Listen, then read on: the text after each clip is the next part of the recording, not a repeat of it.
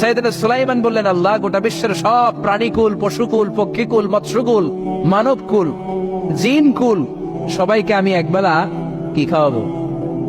সবাই বলেন, কথা বলেন না।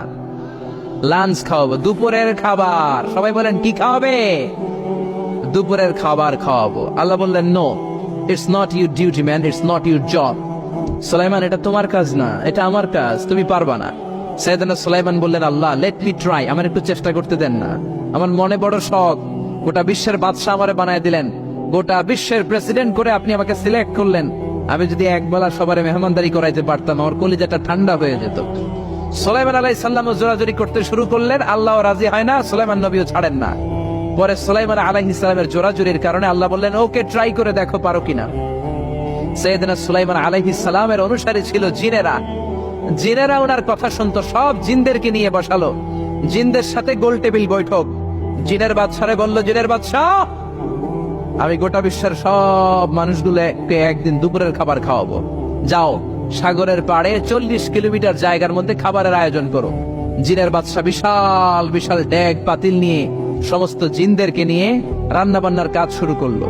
আফ্রিকার জঙ্গল থেকে আস্ত আস্ত গরুগুলোকে এনে ফ্রাই করতে আরম্ভ করলো, হরিণগুলোকে রোস্ট করতে আরম্ভ করলো, সাগরের তিমি মাছগুলোকে ভুনা করতে শুরু করলো, আকাশের বড় বড় পাখিগুলোকে রোস্ট করতে শুরু করলো। 40 কিলোমিটার ব্যাপী জায়গা নিয়ে খাবার তৈরি করা হচ্ছে, কারণ সাইয়েদনা সুলাইমান আলাইহিস সালাম গোটা বিশ্বের মানুষকে, গোটা বিশ্বের প্রাণীগুলোকে একদিন দুপুরের খাবার খাওয়াবে।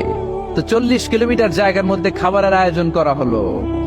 সাইয়েদনা সুলাইমান আলাইহিস সালাম বললেন, রান্না করতে থাকো। করতে করতে বিশাল রান্নার স্তূপ, বিরিয়ানির স্তূপ, খিচুড়ির স্তূপ, পোলাওয়ের স্তূপ, রেজালার স্তূপ, ঝাল গরুর মাংসের স্তূপ, কোরমার স্তূপ, সব কিছুর স্তূপ করা হলো। ফল মূল মাছ মাংস এনে স্তূপ করা হলো 40 কিলোমিটার এরিয়া নিয়ে। কয় কিলোমিটার?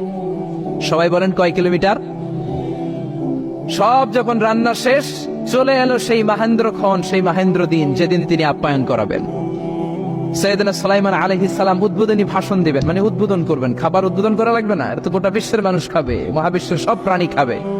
উনি উদ্বোধনী বাক্যে বললেন, আমি বেশি কিছু বলতে চাই না।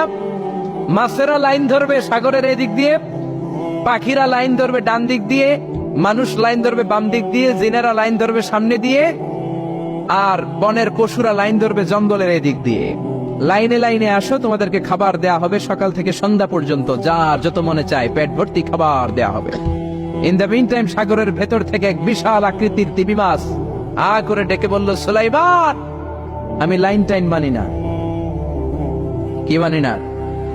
তুমি তোমার উদ্বোধনী বক্তব্যে বলেছো লাইন ধরে খাবার নিতে হবে, আমি লাইন টাইন মানি না। আমার পেটে প্রচন্ড ক্ষুধা, ক্ষুধার জ্বালায় আমি মরতে বসেছি, আমি লাইন মানি না, খাবার দাও। সাইয়েদনা সুলাইমান আলাইহিস সালাম বললেন, আমি নবী মানুষ, আমি বেলাইন করতে পারি না। সাইয়েদনা সুলাইমান বললেন, আমি লাইন ছাড়া খাবার দিতে পারি না। তিমি মাছ বলে, আমি লাইন মানি না, আমার পেটের ভেতরে এত ক্ষুধা, ক্ষুধার জ্বালায় আমি মরে যাচ্ছি। তোমার এই মেহমান খানায় এসে খাবারের অভাবে আমি যদি তিমি মাছ মারা যাই, কিয়ামতের দিন আল্লাহ তোমারে ছাড়বে না রে সুলাইমান। সুলাইমান আলাইহিস সালাম পড়ে গেছে বিপদে। হ্যাঁ হ্যাঁ, আসলে এটা যদি মরে যায় তাহলে তো সমস্যা, একটা ব্যাড রেকর্ড হয়ে যাবে, ঠিক কিনা?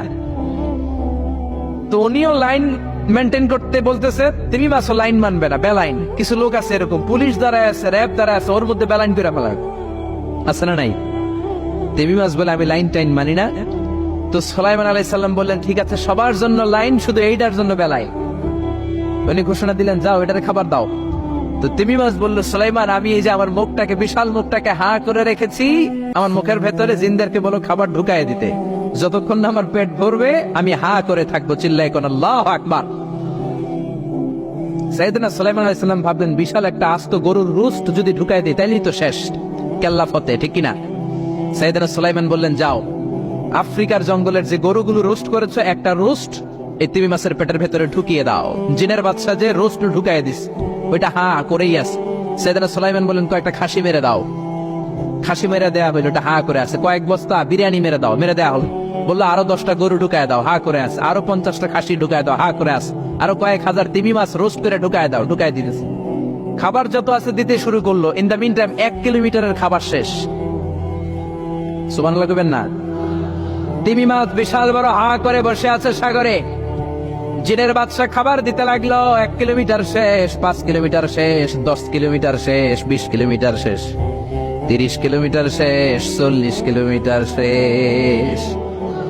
এখনো তিমি মাছের মুখ হা করা আছে না নাই? সৈয়দনা সুলাইমান সিজদায় পড়ে গেলেন, আল্লাহর ডেকে বললেন, মাবুদ রে, আমি বুঝতে পারি না আসলে রিজিক দেওয়ার মালিক আমরা না, গোটা বিশ্বের সবাইকে খাওয়ানোর ক্ষমতা আমার নাই, রিজিকের মালিক একজন, তিনি কে? তিমি মাছ ডেকে বলে, ও সুলাইমান, প্রতিদিন রব্বুল আলামিন 3 লোকমা খাবার আমারে খাওয়ায়, 3 লোকমা খাবার সাগর থেকে আমাকে সংগ্রহ করে দেয়। তুমি যে 40 কিলোমিটারের সব খাবারগুলো আমার পেটের ভেতরে ঢুকিয়ে দিয়েছো সুলাইমান, আল্লাহর 3 লোকমা খাবারের 1 লোকমার সমানও হয় নাই। আরো আস্তে কোন সুবহানাল্লাহ। এজন্য রিজিক দিতে পারে একজন, তিনি কে? আরো জোরে বলেন, কে?